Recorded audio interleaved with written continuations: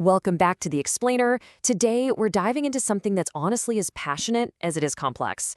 We are going to decode the physical, emotional, and historical elements of tango. We're going to figure out exactly why this dance feels so completely different from literally anything else you'll see on the dance floor. Okay, let's dive into this. To really get it, we need to start with this quote.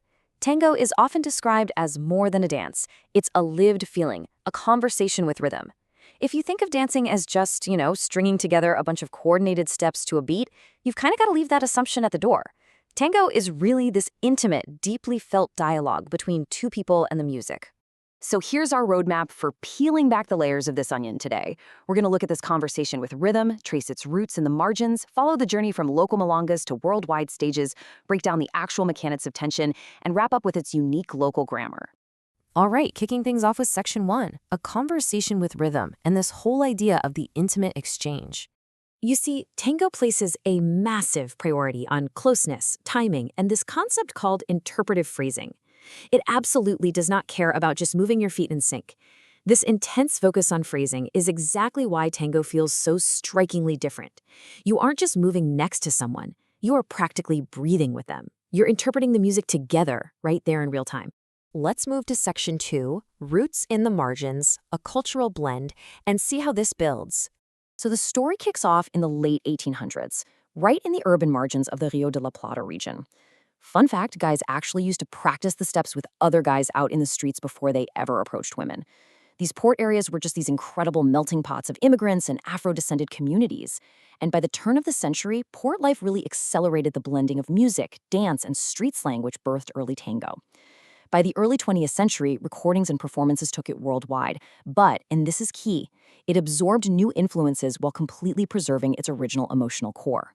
But way before it hit those world stages, tango lived in what are called milongas. Picture this, stepping into a crowded, smoky bar or an informal social gathering. This was the street-level community where folks learned just by watching and trying it out themselves on a packed floor. And because they were in these dense, super intimate spaces, dancers naturally developed recurring patterns. Think the classic tango walk or those super dramatic pauses. They were basically figuring out how to negotiate limited space without ever dropping that physical connection. Which brings us to Section 3. From milongas to worldwide, reaching the masses. Through global tours and, honestly, just pure curiosity, tango absolutely blew up into a fashionable worldwide phenomenon. But here's the crucial takeaway. Despite this massive global expansion, the dancers preserved one fundamental non-negotiable idea. The lead and follow are entirely inseparable from the music's mood. It never lost that intimate, mood-driven core that it built back in those smoky milagos. Moving to Section 4, the mechanics of tension, why it feels different. Now, what's really interesting about this slide is the actual biomechanics of it all. Think about traditional dances for a second. The movement is usually purely expansive, right? Uniformly energetic, covering lots of ground, relying on consistent, evenly spaced beats. Well, tango operates on a completely different wavelength. It centers on this idea of controlled compression. It is all about finding a deep balance, maintaining a really firm physical frame, and making highly dramatic choices about when to move and, maybe even more importantly, when to hold perfectly still. And this creates this brilliant push-pull conversation. First, the movement arrives, responding to these tiny micro-shifts in weight and timing within the embrace. Next, the dancers pause.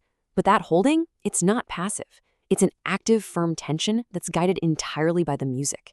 Finally, the movement resolves, maybe emotionally, playfully, or with this unmistakable melancholy. This whole cycle of arrival, holding, and resolution is exactly why tango feels so much like a spoken language. And driving that entire conversation is phrasing. Instead of just counting out a rigid 1, 2, 3, 4 to an evenly spaced beat, you're interpreting subtle changes in tempo and emphasis in the melody. Because of this, timing decisions become incredibly personal and immediate. Literally, two couples could be performing the exact same basic figures right next to each other on the floor, but the emotional outcome looks and feels completely distinct. Let's wrap things up with Section 5, a unique local grammar, the language of dance. And this brilliantly illustrates what teachers mean when they say tango has a grammar that you have to learn in context. It's not just a checklist of steps. You have to master the posture, the connection, the specific walking mechanics. You have to learn how to listen musically, how to communicate purely through physical contact, understand the cadence, and strategically use stillness. You literally have to master this grammar to be able to speak tango. So, to synthesize everything we've unpacked today, tango makes a small motion feel incredibly dramatic. It turns a simple spin into a narrative beat and makes a pause feel like a real dialogue. This unique combo of street-level history, interpretive music, and that intense physical closeness is exactly why newcomers always remember what they feel way more than what they see. I want to leave you with a final thought to chew on. If a pause in tango acts as dialogue, what is the emotional weight of your stillness? In a dance that is ultimately this passionate conversation with rhythm, sometimes the most powerful thing you can say is nothing at all. Thanks so much for joining me for this explainer, and I'll catch you next time.